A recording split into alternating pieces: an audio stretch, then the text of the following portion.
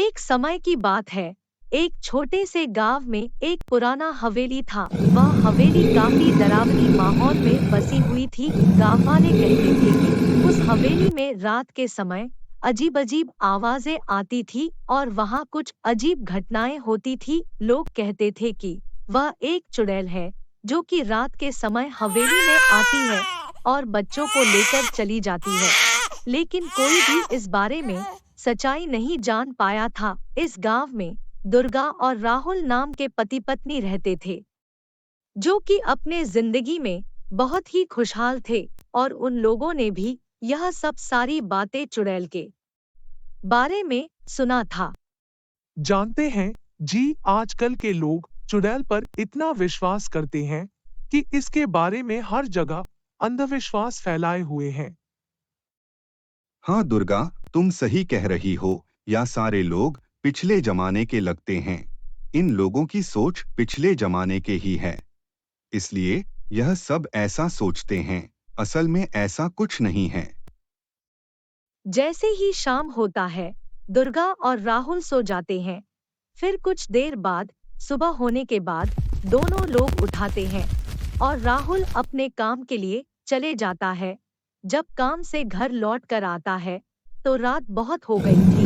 उसके पीछे पीछे कुछ चलते हुए महसूस हो रही थी और डरावनी सी आवाज आ रही थी। यह कैसा आवाज है भाई? यह डरावनी सी आवाज सुनाई दे रही है। लगता है या भ्रम है?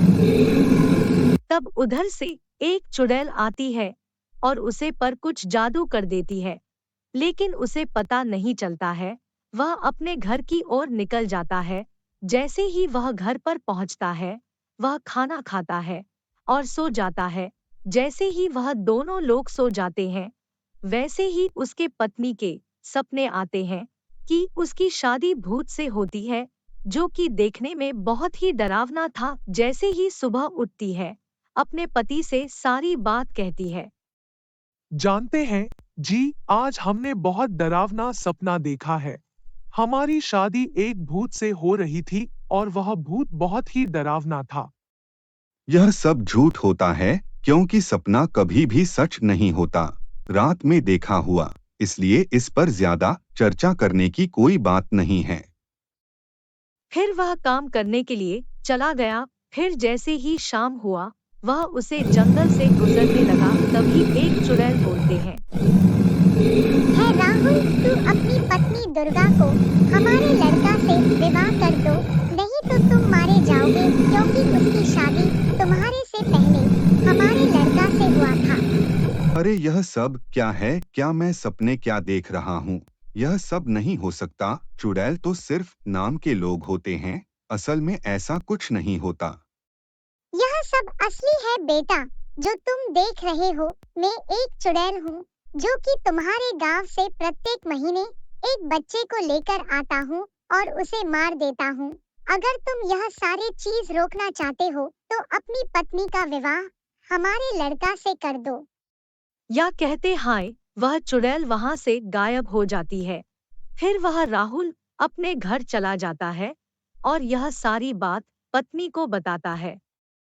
हाँ जी, यह बात सही है। मैं भी यही सपना देखा था कि एक चुड़ैल के बेटे से हमारी शादी हो रही है। लेकिन यह कैसे हो सकता है? एक चुड़ैल के बेटे से तुम्हारा शादी हो? यह सारा चीज तो हमें उसे जंगल में जाने के बाद ही पता चलेगा, क्योंकि इससे ज्यादा हमारे सपने में और कुछ नहीं आया था। ठीक है, तो हमें अब जंगल में जाना चाहिए और उसे चुड़ैल के बारे में पता लगाना चाहिए, या सब क्या हो रहा है। वह दोनों लोग उसी रात जंगल में जाते हैं और तभी उनको एक डरावनी सी आवाज सुनाई देती है और वह सुनकर बहुत ही डर जाते हैं। यह तो बहुत डरावनी आवाज है जी, हमें तो बहुत डर लग रहा है, कुछ अनहोनी ना हो जाए। कुछ अनहोनी हो या नहीं, मुझे तो नहीं पता, लेकिन गांव में प्रत्येक महीना एक बच्चे की लापता का सूचना मिलती है और तुम्हारे सपने में भी वह आती है। और मुझे भी इसी रास्ते से चुड़ैल ने हमें चेतावनी दी थी। तभी वह दोनों एक चुड़ैल के खंडहर में पहुंचते हैं। जैसे ही पूछते हैं, वहां पर एक चुड़ैल सोते हुए दिखाई देती है। चुड़ैल रानी, हम लोग आ गए। अब तुम बताओ कि तुमने प्रत्येक महीना हमारे गांव के बच्चे को क्यों उठाती है और तुम हमारी पत्नी के सपनों में क्यों आती हो? यह कहते और देखते हाय, वह चुड़ैल दोनों को बंदी बना लेती है और कहने लगती है, तुम्हारी पत्नी को हमारे बेटे से शादी करना होगा, तभी मैं तुम्हारे गांव से एक भी बच्ची को प्रत्येक महीने उठाकर नहीं लाऊंगा और मैं सपने में भी आना बंद कर दूंगा। लेकिन यह सब क्यों हो रहा है? आखिर इसकी वजह क्या है? क्या हमने कुछ गलतियां की है? नहीं, तुमने तो कुछ गलतियां नहीं किया है, लेकिन पिछले जन्म में तुम्हारी पत्नी की शादी हमारे बेटे से हो रही थी, लेकिन कुछ लोगों ने हमारे बेटों को मार दिया और मुझे भी मार दिया, जिसकी वजह से हमारे बेटे की सपना अधूरी रह गई और हम लोग चुड़ैल बन गए। तो इसका फिर उपाय क्या है? तो इसका सिर्फ एक ही उपाय है, तुम्हारे पत्नी को हमारे बेटे से एक महीने तक शादी करने के बाद रहना पड़ेगा, तभी तुम्हें इस चीज से मुक्ति मिलेगी। ठीक है, मैं तैयार हूँ, लेकिन तुम्हें 1 महीना बाद हम लोगों को यहाँ छोड़ना होगा। ठीक है, मैं छोड़ दूंगी। तभी वहां पर उसे चुड़ैल के पूरे परिवार आते हैं और उसे चुड़ैल के बेटे से, राहुल की पत्नी से शादी हो जाता है। जब वह दोनों की शादी होती है, तब वह तो अच्छे दिखाई दे रहे होते हैं, लेकिन जैसे ही शादी खत्म होती है, सबके थाली में कुछ जानवरों का मांस रख दिया जाता है। मम्मी, तुम यह क्या कर रही हो? या अभी मरे नहीं हैं, या जिंदा है, या सारे लोग फल फूल कहते हैं, जानवरों का मरा हुआ मांस नहीं।